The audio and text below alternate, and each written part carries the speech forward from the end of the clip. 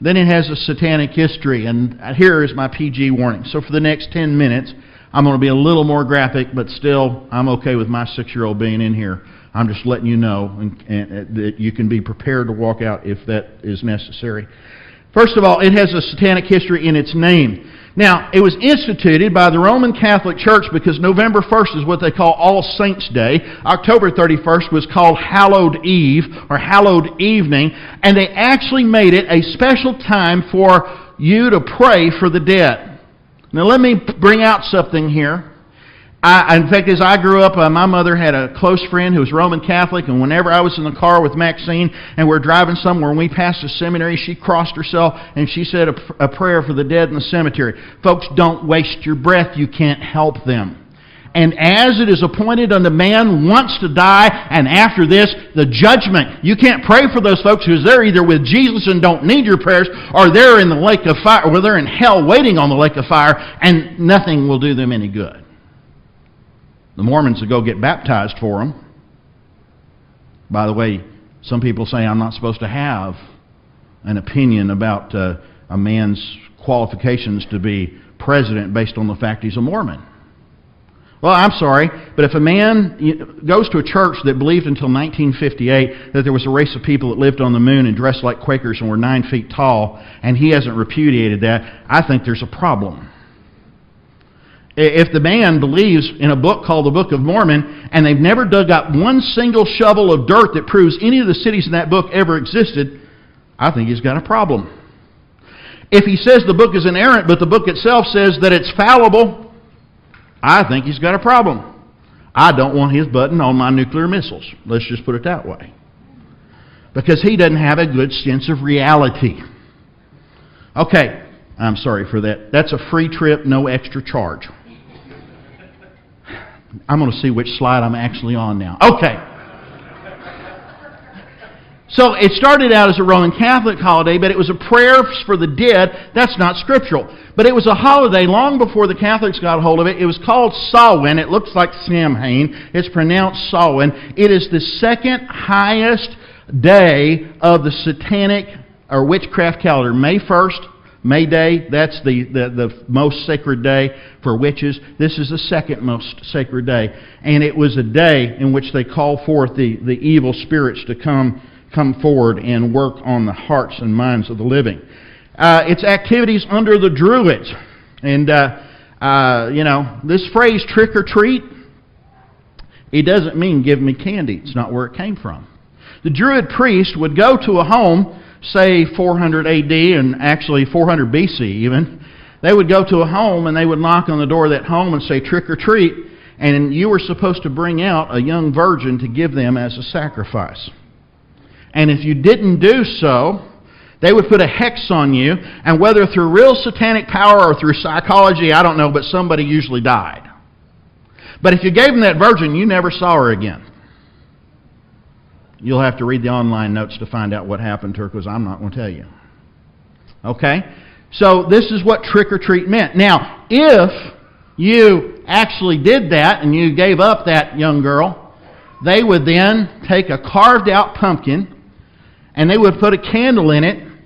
And again, I'm not going to tell you what this candle was made of. You'll have to read the notes online to find out. But what the candle is made of is itself significant, but I can't say it here.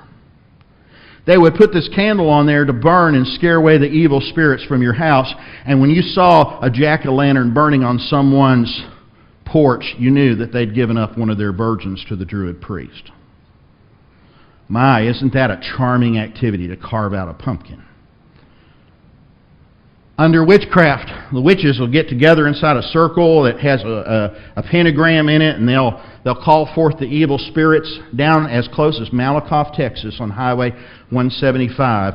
They have found every Halloween for about the last 10 years a pentagram inside of a circle and human bone remains there at that site. Every year for 10 years now. It's a satanic holiday. Under Satanism, they still practice human sacrifice. Anton LaVey was the high priest of Satanism for many years. He had a mansion in California, and many human remains have been found in shallow graves, but they could never quite tie it to him. It has, the customs that go with it. Aside from the Druid interpretation of the jack-o'-lantern, there was a myth that went around about basically a restless soul that he was unable to go to heaven because he was miserly and unable to go to hell because he'd played a trick on the devil, so he was doomed to wander the earth with a lantern for the rest of eternity. So even if that's all you believed about jack-o'-lanterns, you're still celebrating the disembodied spirit of someone long dead. The whole symbolism of black cats. Witches often have mediums, things that they say their power comes through. And they say, their favorite option is this black cat option to save their power. Now, of course, I think all cats are demon-possessed, but that's another whole idea. I will tell you this, that I have known one cat in my life that I loved and respected, and it was the best mouser in the world. I would still have that cat if it showed up today. But I have never yet heard of a cat dying to save their family, and I have heard of dogs doing that. So, that'll tell you which one's the better animal to have, okay? But I know there's some of you that love cats. God bless you. And then here's another reason. It's a celebration of death. If you think about it, the Roman Catholics invented the holiday to say, let's celebrate death. The Satanists and the witchcraft people already had it to celebrate death. But I read that we come to church on Sunday. Why? Because that was the day that Jesus did what? Raised from the dead. We're to celebrate the resurrection. We're to celebrate the life. Jesus didn't say, I'm the death. He said, I am the resurrection and the life. Boy, that's what we're here to celebrate, not death. So we need to understand that as well. It's a celebration of death.